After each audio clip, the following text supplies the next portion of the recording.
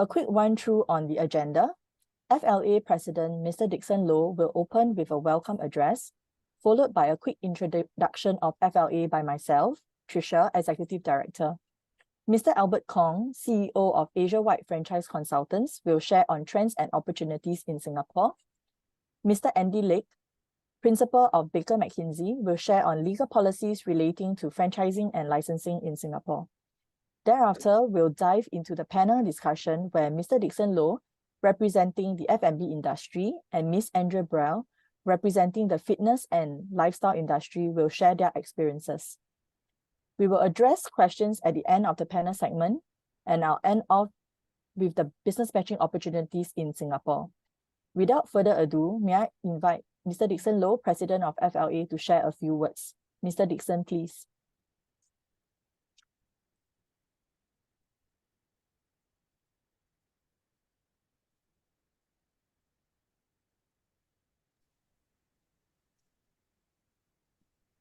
Dixon, your mic is muted.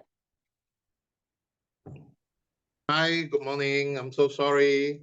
My mic is muted. Good morning, everyone. Let me share a bit about FLA. Franchise and Licensing Association, in short FLA, is one of the founding members of the World Franchise Council. It was established in 1993 with the mission to nurture and develop Singapore franchise and licensing industry. Through partnership with Singapore government agency, grassroots organization, and international franchise and licensing bodies, FLA assists brands in their international development programs. You can refer all the range of activities from diagnostic to training, awards, and trade show in our FLA website. FLA has been an active growing membership of 150 companies in Singapore, representing more than 250 strong brands. All right. About the Asia Pacific Franchise Confederation's education webinar, members country take turns sharing information to enrich companies that are keen to enter the country. The webinar aims to provide information to foreign brands that are keen to enter Singapore market. All right, we hope that this webinar will give some insights about the Singapore market. So without further ado, let's move into the main segment. And Albert, over to you. Thank you, President Dixon. Right. Okay. I will move quite quickly due to the time constraint. First slide, please, Tricia. Right. So today, basically, I'm just going to let you know a little bit about the history of franchising in Singapore. And then, of course, you know, what's happening and what are the possible trends and opportunities. Next slide. Next, okay, yeah. So this one basically is to say that, yeah, you know, in Singapore, many of you know that if you want to get a grant from the Singapore government, which is very business friendly, the consultant you use must be qualified. Okay, so this is just for information. Next. Right, so this again basically tells you that, yeah, Singapore, we are very blessed. We are, you know, our GDP is pretty high. And, you know, our infrastructure is renowned throughout the world. So it's a good business hub for businesses to put their regional headquarters here. Next. Now, a bit of, well, there's no official data. And hopefully, you know, in the coming future, we will, you know, be able to have a registrar and maybe even be able to get official data from franchising players in Singapore. But I estimated that franchising contributes about 6% of Singapore's overall GDP. Okay, next. There are no specific franchise laws in Singapore. Now, I'm not going to steal the limelight from my good friend Andy Lake from Baker and McKinsey. So he will elaborate more. But basically, Singapore is like some nations like New Zealand and what have you. We do not have franchise-specific laws unlike Malaysia or Vietnam or even now, Indonesia and Philippines are considering some sort of, rules and regulations. Next. Okay, next. A bit of history. So basically, in the early years, major companies like Shell, Esso, Singer, and Bata, they started operating under licensing systems in Singapore. Then in the early 80s, some Singapore-based companies began to acquire international brands like McDonald's. I still remember Bob Kwan, the franchisee of McDonald's. I know him because he recruited of my army friends from the Armour Regiment. Yeah, and their first outlet was, at Orchard Road. So very interestingly, then later some local companies like Ecom Minimart and Happy Family launched their franchise systems. So those were the early 80s. Next. And then over the years, like I said earlier, the Singapore government is very business friendly. So they had this agency called PSB, which later, changed its name to Spring, and now it is part of ESG. And the Trade Development Board, okay, so both have undergone 2 name changes. They have been supporting franchising since, the early 80s. I still remember Minister Lim Boon Heng announcing that the Singapore government will support franchising. Okay, next. And then those grants from the government were named, people new to the association may not know these terms, Frendas, latest. Now the latest so-called scheme's name is called EDG, which is Enterprise Development Grant. Okay, and in the early years, our show was actually called Global Franchising, and our so-called vendor manager was Singapore Exhibition Services, part of the Montgomery Group, because now it's called FLA Asia, right? Next. And early adopters will be names like Prima Deli, Bee Cheng Hiang, Informatics, Popular, Nanyang, and what have you.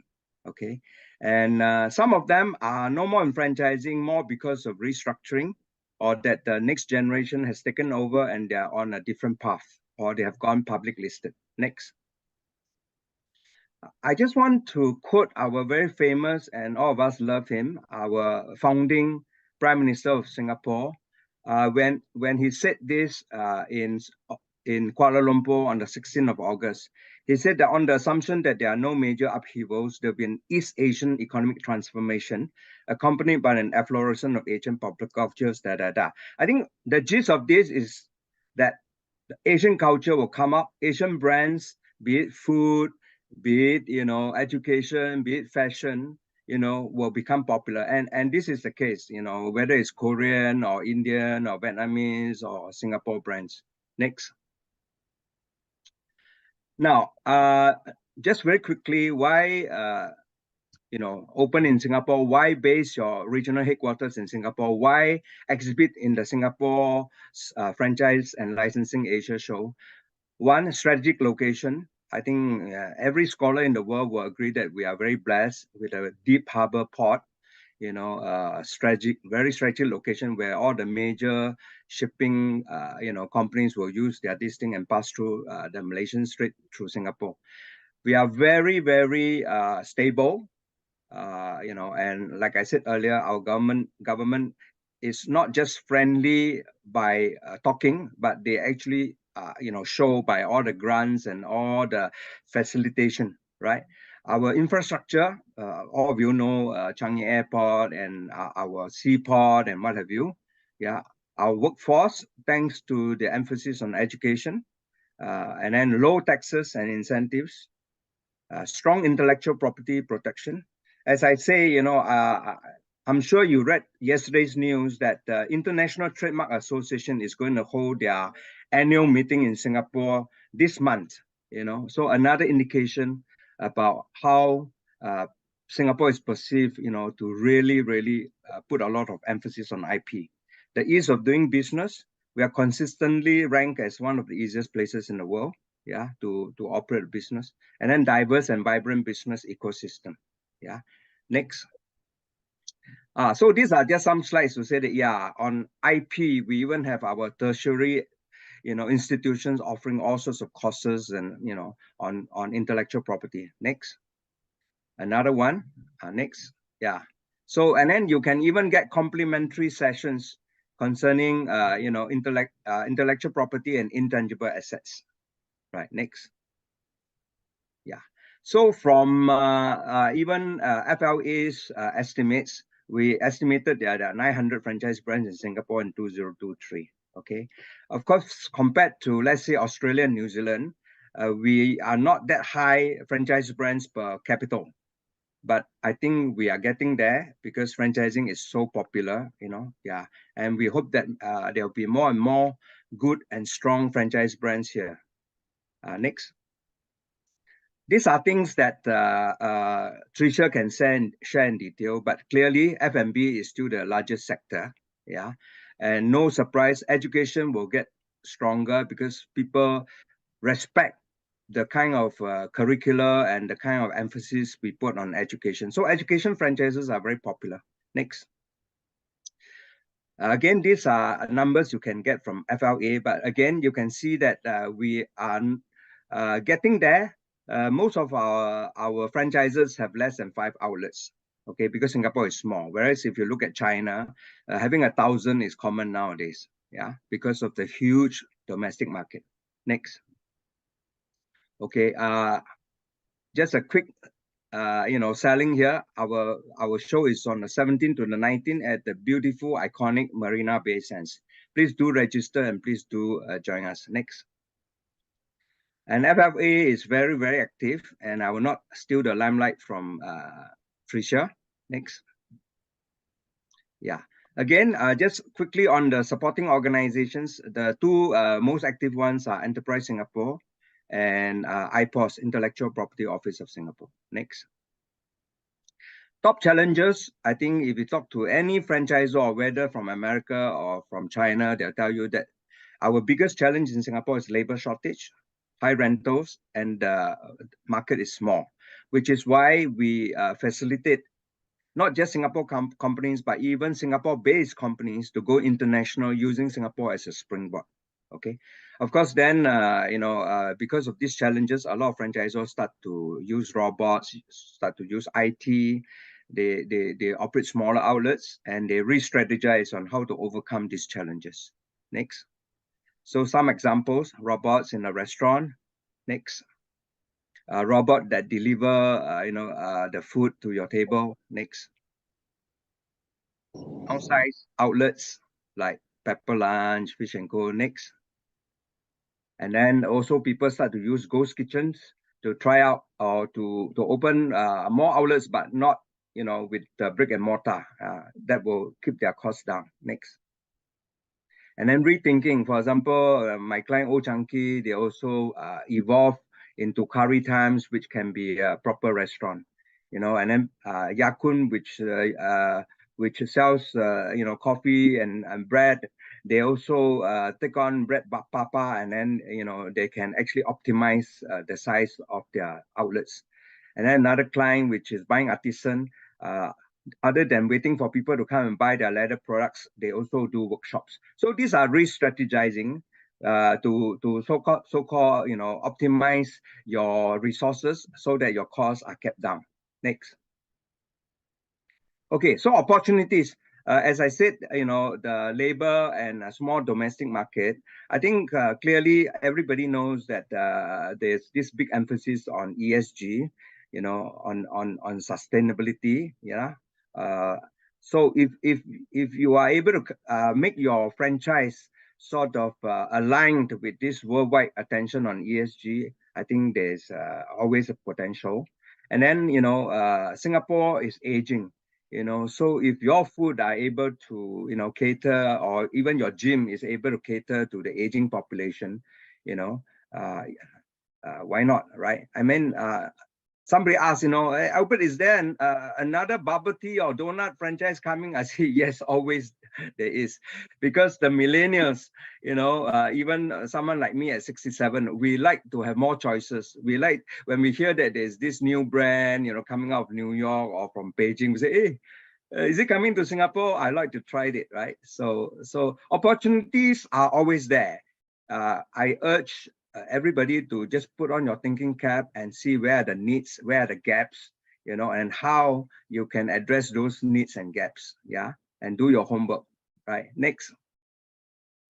So just some examples, an egg slut, you know, it's just egg sandwich, but there was a long queue, you know, and then another two coffees are coming to Singapore and they have already landed. Luckin has already opened 2 outlets.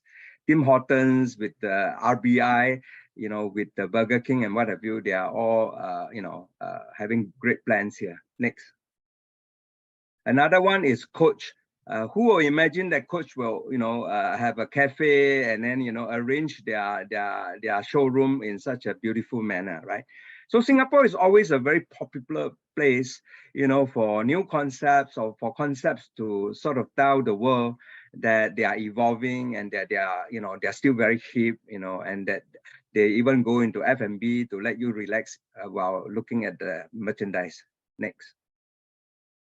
Of course, it's good to just share with you some failures.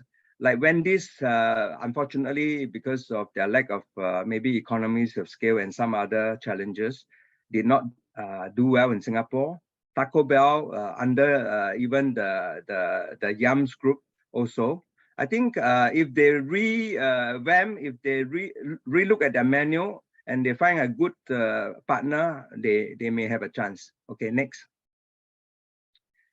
Okay, and then just a quick one. A lot of our franchisors like to go to Indonesia. I think it's quite wise because they can test out their concept and system in a neighboring country and not go far away and then very hard to adjust and, you know, and also monitor their franchisee.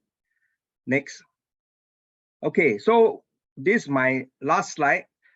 Whatever you do, whichever country, even in Singapore, remember the pastel factors: political, environment, social, technical, legal, right?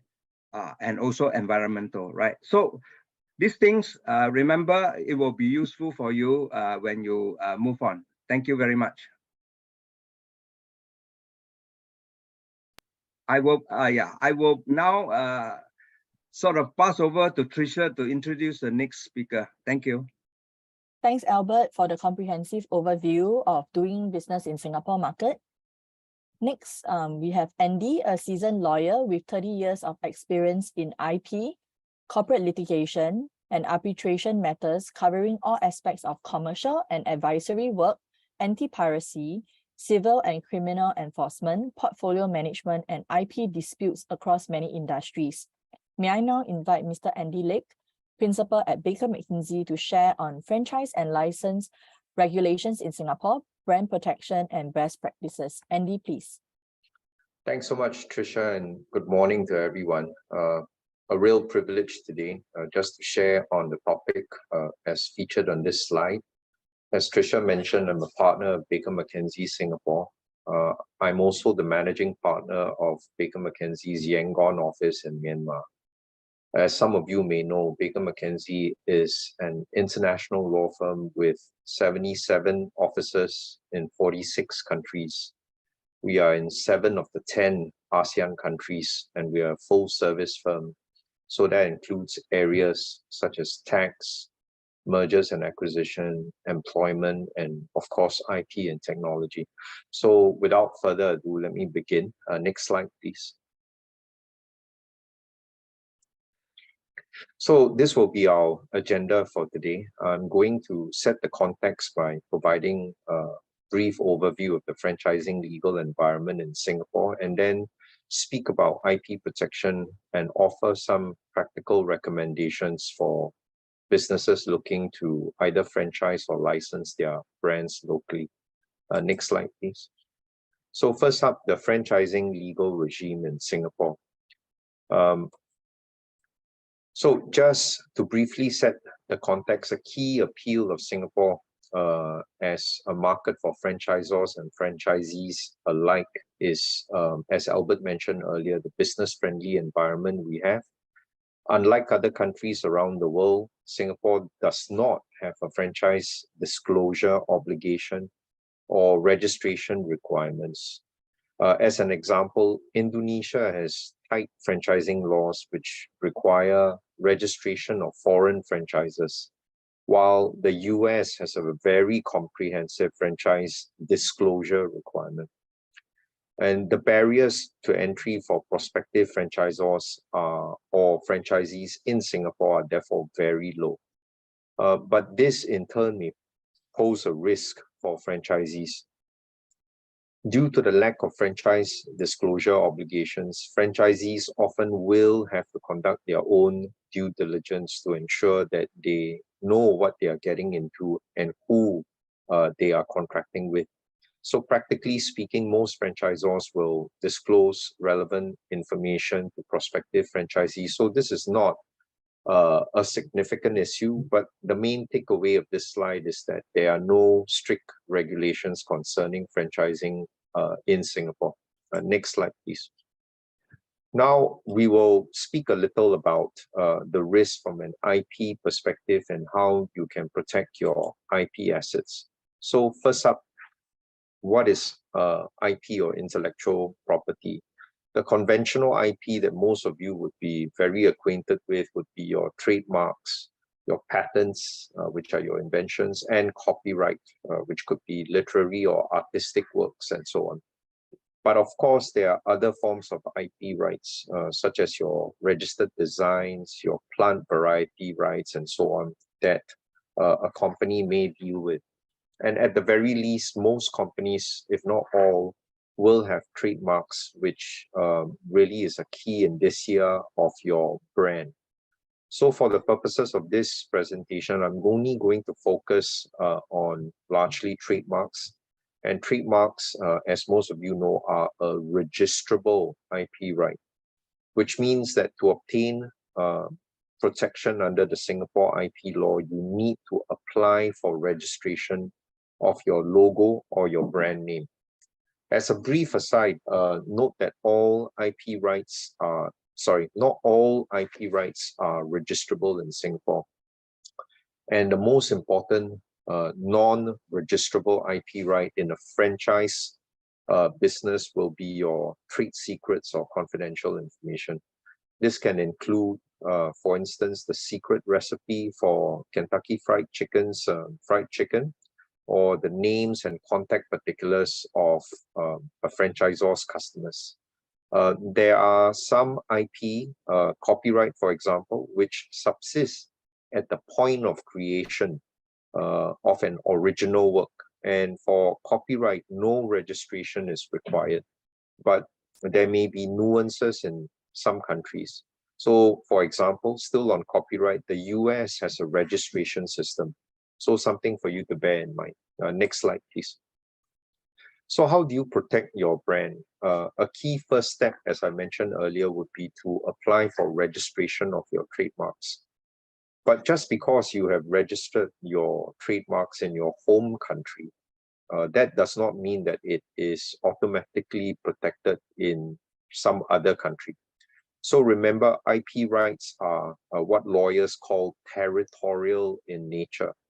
So it is crucial for you to register all of your marks that you intend to use in Singapore as well, if you have registered your marks in the home country.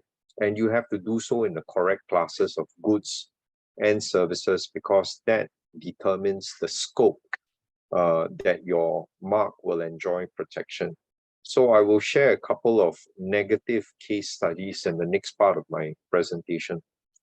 Now, to file a trademark application in Singapore, it's relatively straightforward, and all you have to do is to submit a form with the Intellectual Property Office of Singapore, and you set out either a clear graphical representation of the mark, or if it is a word mark, in typeface font, and you list the goods or services that you are seeking protection for and pay the prescribed fees, which in Singapore is only about between 280 to 380 Singapore dollars per class. And for a straightforward application which does not face any objections from the registry or other brand owners, the total processing time from filing date to registration of the mark is about 6 to 12 months.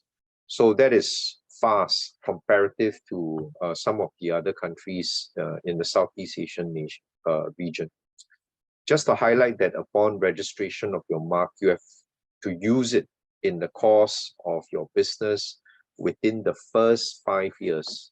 If you don't do that, some third party may apply to have your mark revoked for the grounds of what we call non-use. Now, lastly, note that Singapore is a party to the Madrid Protocol. Some of you may have heard of this. This is an international protocol that allows applicants to seek registration of trademarks in multiple jurisdictions through the World Intellectual Property Office, as opposed to making individual national applications in each country that you're interested in. This is helpful if you already have a basic mark registered in your home country. You can simply designate, for instance, Singapore as a designation country, and the standard examination and publication process will then kick in. If there's no objection within 18 months, your mark will be deemed registered in Singapore. If you are a business with an international portfolio of trademarks, registering for a mark in Singapore via the Madrid Protocol can be more efficient, cost efficient, time efficient in the long run. Next slide, please. Now here I will share a couple of practical tips for brand protection when you're entering into any franchising or licensing arrangement. Next slide, please. So how can the franchisors or licensors ensure that their IP rights are adequately protected? A key first step, of course, is for you to conduct what we call an IP audit. So this allows you to identify all the IP assets that your company has and see if there are any gaps in protection. And before you file to apply to register your trademarks in Singapore, it pays to conduct what we call a pre-filing availability search. This is to identify if there are any registered marks that are similar to the trademarks that you are seeking to register. So this helps to avoid any potential opposition or infringement actions against you down the line. It may be the case that you would then have to tweak the design of your trademark before registration in order to avoid any infringement risk. So that is the benefit of having a pre-filing availability search. Now, if all is clear following on from the search, you can then proceed to register your trademarks in the appropriate classes. Now, just offering you a case study here. In Thailand, there's a company called Jumping Clay Corporation. Some of you may have heard of it. They sell toy molding clay products, right? And they had registered trademarks in many countries, but unfortunately not in Thailand, where they had entered into a franchise agreement with a local company called Hands-On. And during the term of the agreement, the franchisee then went behind Jumping Clay's back to file and register Jumping Clay's trademark. And the franchisee's application for the mark was subsequently registered, and the franchisee even sought to terminate the franchise agreement to pursue its own business by exploiting the newly registered trademarks. And even though the franchisee was eventually injuncted, right? So there was a court order restraining the franchisee from using this newly registered trademarks. This case study presents a cautionary tale to all would-be franchisors. If engaging in a plain vanilla trademark licensing arrangement, it would also be helpful to record the license with the Intellectual Property Office of Singapore. So this procedure is what we call a trademark recordal. Please note that the recordal is not a strict legal requirement. In other words, the rights are validly transferred and licensed as long as the parties have signed a license agreement.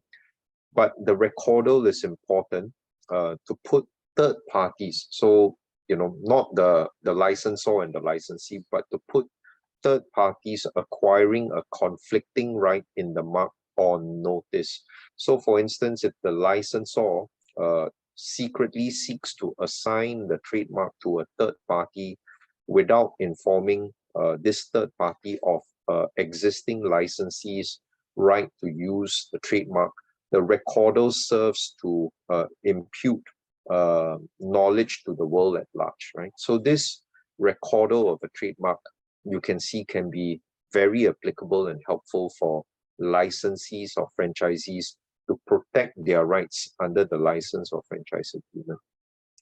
And lastly, have in place an effective monitoring and enforcement regime so that any infringing users of your marks can be detected, and this will help to avoid any dilution of your brand identity by, for example, low quality counterfeits or by infringers. Next slide, please. So this is my last slide. I'll be brief. It's critical to take a very close look at your franchise or license agreement. You do want to have in place a very strong contractual safeguards to protect your rights under the agreement. And when granting an IP license, be very clear what the scope of the license is. For example, is the license exclusive or non-exclusive? Second, is it revocable? Third, is there a royalty fee involved? Fourth, how long will the license last? Fifth, what IP assets precisely are being licensed? Six, are there any restrictions on use? So this is just a non-exhaustive list to offer everyone here a flavor of the kind of issues to look out for when you are drafting your license or your franchise agreement. And one of the key issues that we have seen arise relates to IP ownerships for assets that are created during the term of the franchise or license agreement. For example, if new copyright materials are created using artwork that has been licensed to the franchisee during the term of the agreement, will all of the IP rights in such new works automatically vest in the franchisor or the franchisee, right? Frequently what we call the foreground and the background IP. And the last thing you want is for your franchise or license agreement to remain silent on these kind of issues. That is why it is very crucial to have your lawyers cast a close eye over such contracts to ensure that they're properly structured and adequately address all risk areas and challenges. Now, lastly, we often see a transfer of proprietary information, such as your trade secrets I mentioned earlier. And this is frequent in any part of a licensing or franchising arrangement. As I mentioned earlier, this includes your recipes or formulas, your business plans, your customers list. So it's crucial to have a clear definition of what confidential information covers in your agreements, and then to insert obligations requiring your franchisee or licensee to take reasonable steps to protect confidential information. Frequently, you'll see these agreements where they'll just say, obligations to safeguard confidential information without precisely spelling out what the confidential information is. The court is not going to help you enforce if you do not define it. Next slide, please. So I've come to the end of my presentation. In the interest of time, I'm going to hand it back to Tricia. Thanks, Tricia. Thank you, Mr. Andy, for sharing your knowledge and valuable insights with everyone. We will now move on to the panel segment. In addition to our earlier speakers, Andy and Albert, who will also be on this panel, I would like to introduce Mr. Dixon, President of FLA, Director of Ice Cream Brands. Dixon has over 30 years of experience in the F&B management in Singapore and Malaysia. He is known for creating successful restaurant brands like the Manhattan Fish Market, Popeyes, Tony Roma's, and more.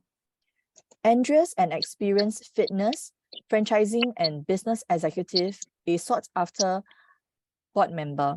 Andrea is a chair of the Global Health and Fitness Alliance an executive committee member of the Franchising and Licensing Association of Singapore, and a founding member of the Singapore Fitness Alliance.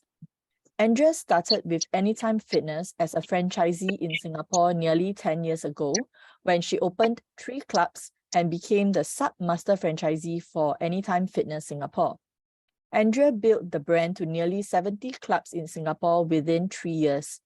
Andrea is now a co-founder and a board director of Inspire Brands Asia. Inspire Brands Asia is the consortium that owns the master franchisee rights for Anytime Fitness across 9 countries in Asia. Inspire Brand Asia has over 300 Anytime Fitness clubs open and operating across Asia. Mr. Albert will be moderating this segment, and over to you, Albert.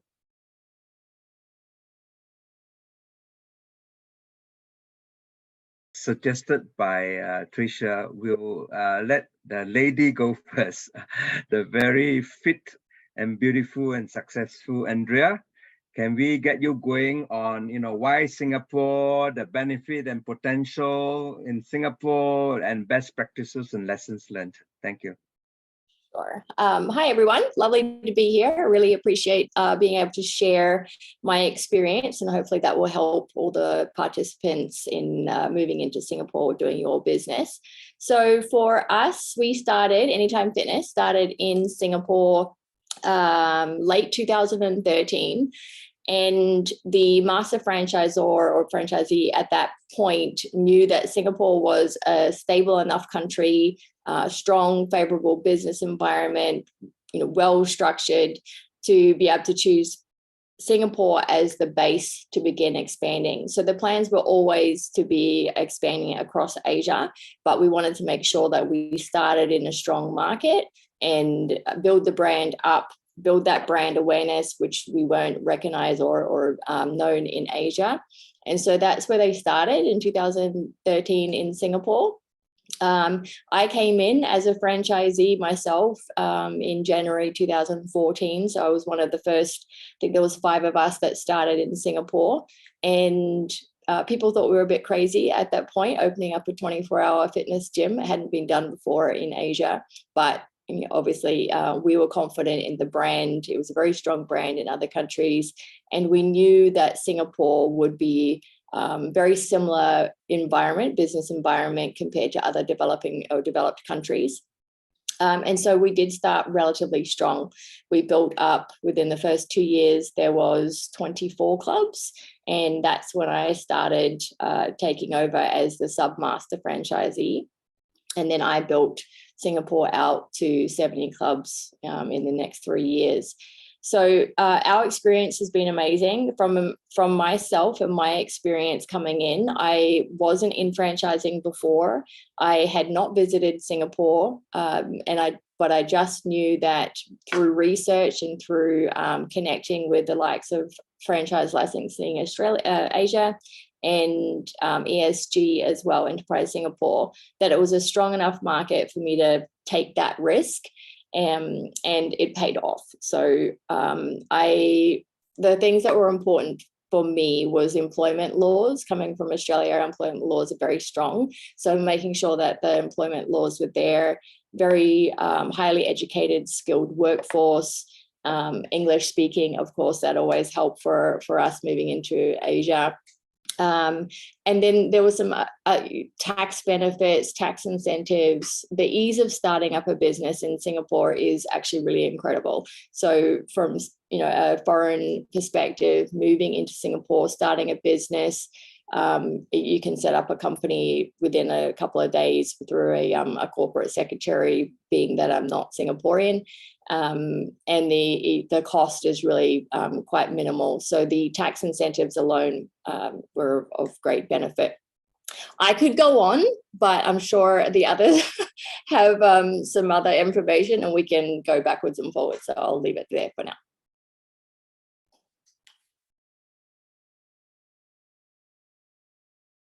Back to you on lessons learned and your insight. Next, we go back to our president, Dixon. You have 5 slides, I believe. All right, over to you, Dixon.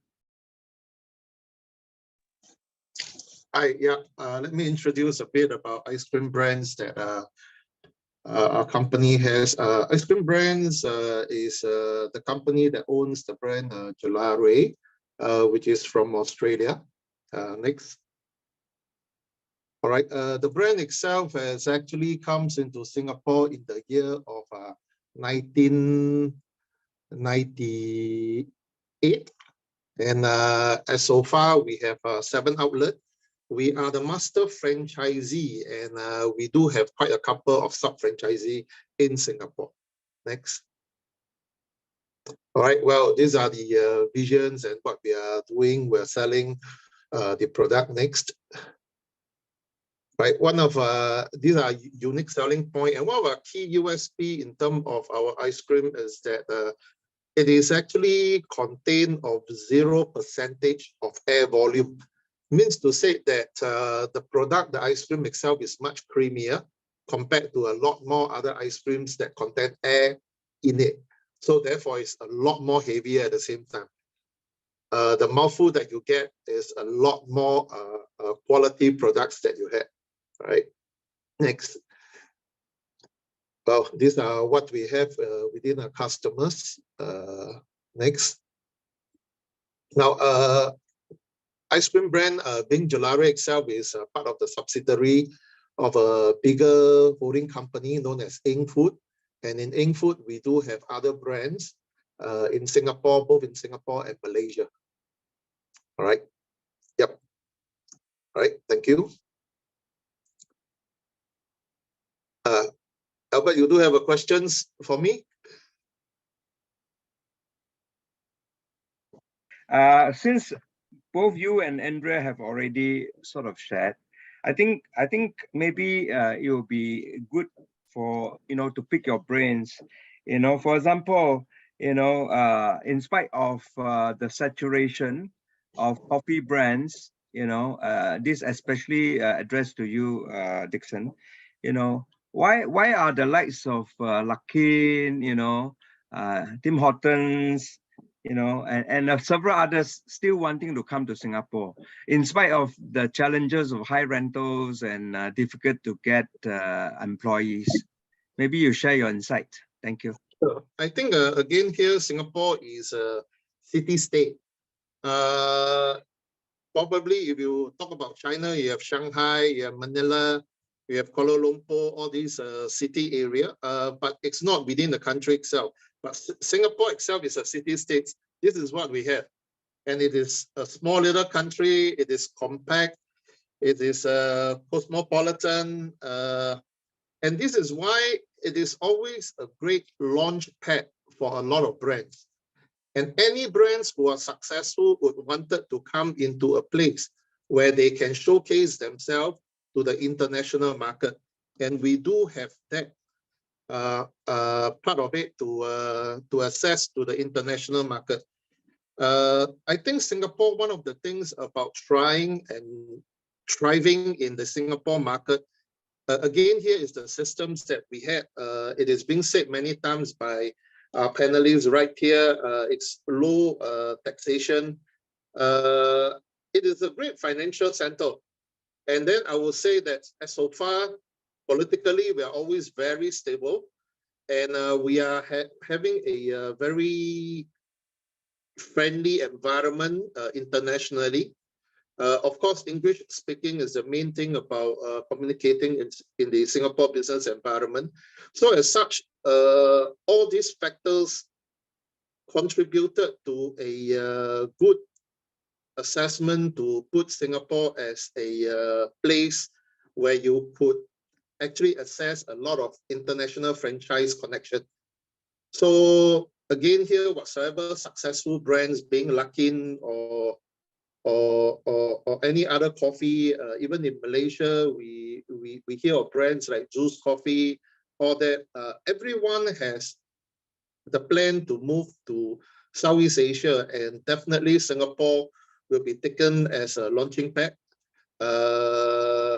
We are always patronized and by international tourism, and a lot of people comes here, they seize the brand, they would love to have a try, and that's one of the biggest advantage right here. As much as we say that the cost, all that is pretty high, but I'm sure a lot of people have confidence of their brands, and this is why they have decided to come here. And any new brands and new company that comes here, our business environment are pretty friendly to them. All right, thank you. Thank you, Dixon. Yeah, which is why, I mean, if you talk to Subway, having their regional headquarters here, or the likes of Pepper Lunch from Japan, or RBI with, you know, with Burger King and Tim Hortons and what have you, I think they all are smart businessmen. So in spite of the challenges of a small domestic market and high rentals and limited supply of labor, but they can see that the other advantages, you know, of the, you know, the tax and of even tapping on other resources, like even getting tertiary institutions to help them do R&D, and all these things add up to make Singapore more than, you know, good to be based here. Yeah, maybe I go back to Andrea very quickly, although our time is quite limited. Andrea, you know, there are, in my 35 years in franchising, I have seen even Spanish brands in fitness coming to Singapore and, you know, actually focusing on women, but they failed. What would your take be on this? Why is, you know, your brand doing so well and other brands come and then they didn't really make it? I think the audience will be curious to know. Thank you. Yeah, no problem. So I guess with Anytime Fitness, it's a proven brand across, we've got 37 countries and we're on all 7 continents. So prior to entering Singapore, the brand was already very strong. And what we do that's different to a lot of the other fitness brands is our clients, our members are just everyday people. So we target the mass population, whereas a lot of other brands are targeting a niche. For instance, you know, just women. And those brands have traditionally had some issues, not all the brands, of course. So I think it depends on the brand and what your target market is. And you know, there's a question from Robin Yeo in the Q&A. How do you determine if a franchise concept has market demand? Through due diligence, through doing your homework, through speaking to the market, through people like Franchise Licensing Association, other franchisees in your space. You know, don't look at them like competitors, look at them like collaborators. You work together to build your market together. And that's how, from fitness point of view, we will work together in building the industry itself rather than look at each other as competitors.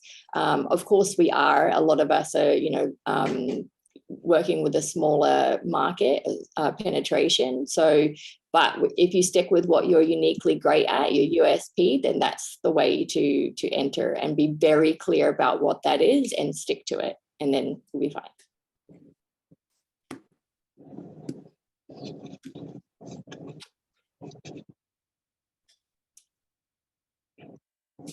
Is on this doing your homework thing. You know, I shared the slide on pastel, you know, and it's proven that, you know, if you don't do your homework, for example, even McDonald's failed in Iceland because just to import certain things from overseas costs a burger to be overly expensive, you know, even in a country like Iceland. I mean, for McDonald's to fail, it's quite incredible. So do your homework. It's very, very important.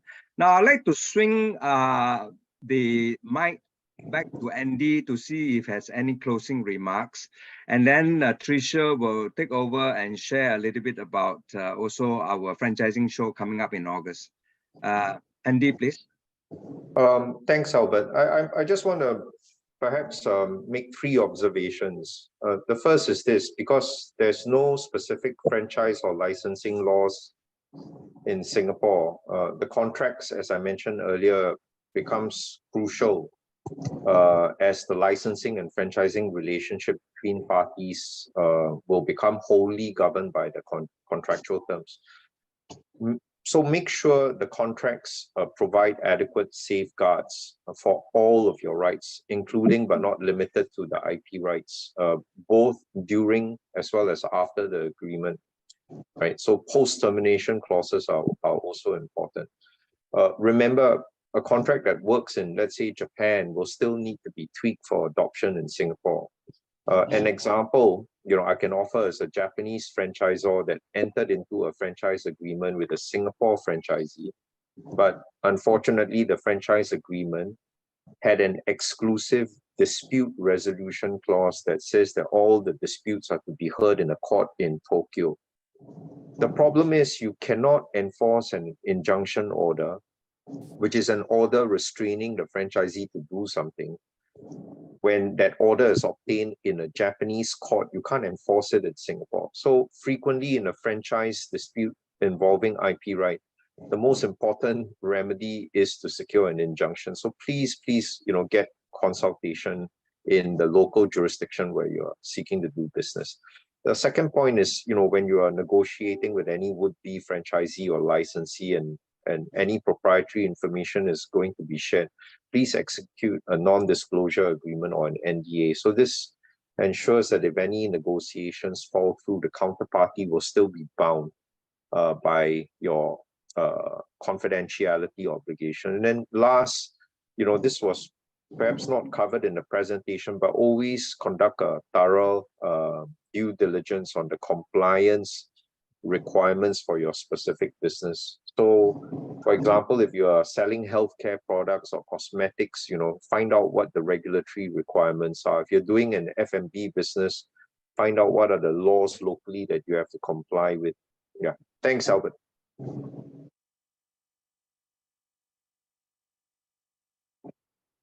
To you. Thank you. A big thank you to our esteemed panelists for sharing your experience and tips. Kindly allow me 5 minutes to share on business matching opportunities available in Singapore.